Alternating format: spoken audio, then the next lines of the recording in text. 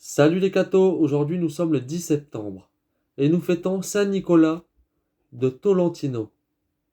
La mère de ce saint dut sa naissance à un pèlerinage qu'elle fit à Saint Nicolas de Myre. L'enfant reçut au baptême, en reconnaissance, le nom de Nicolas. Son patron continua de le protéger, et bientôt le petit Nicolas devient son émule dans la sainteté, jeûnant dès l'âge de 7 ans. 3 fois par semaine, et aimant les pauvres d'une affection incroyable. À 11 ans, il fut reçu dans l'ordre des ermites de Saint-Augustin, où il se fit admirer de tous par la modestie de son maintien, sa parfaite obéissance, son humeur douce et toujours égale, et surtout sa chasteté, gardée d'effrayantes mortifications. À 15 ans, il usait des chaînes, des ceintures de fer et des cilices.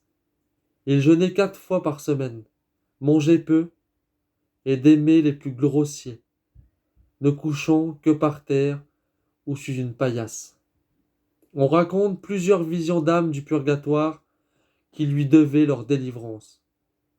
Après avoir édifié successivement plusieurs couvents, le fervent religieux est envoyé à Tolentino, où il passe les 30 dernières années de sa vie.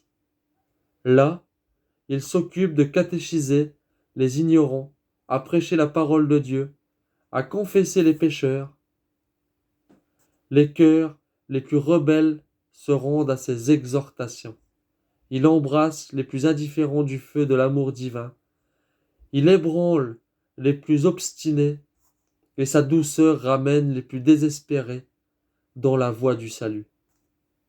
Le salut des autres ne lui fait pas négliger le sien.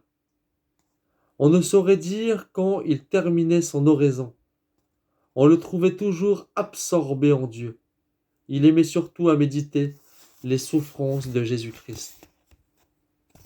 Nicolas était la terreur du démon, qui venait souvent troubler son oraison en imitant devant lui le cri de tous les animaux, en ébranlant la charpente de la maison, en faisant trembler sa cellule.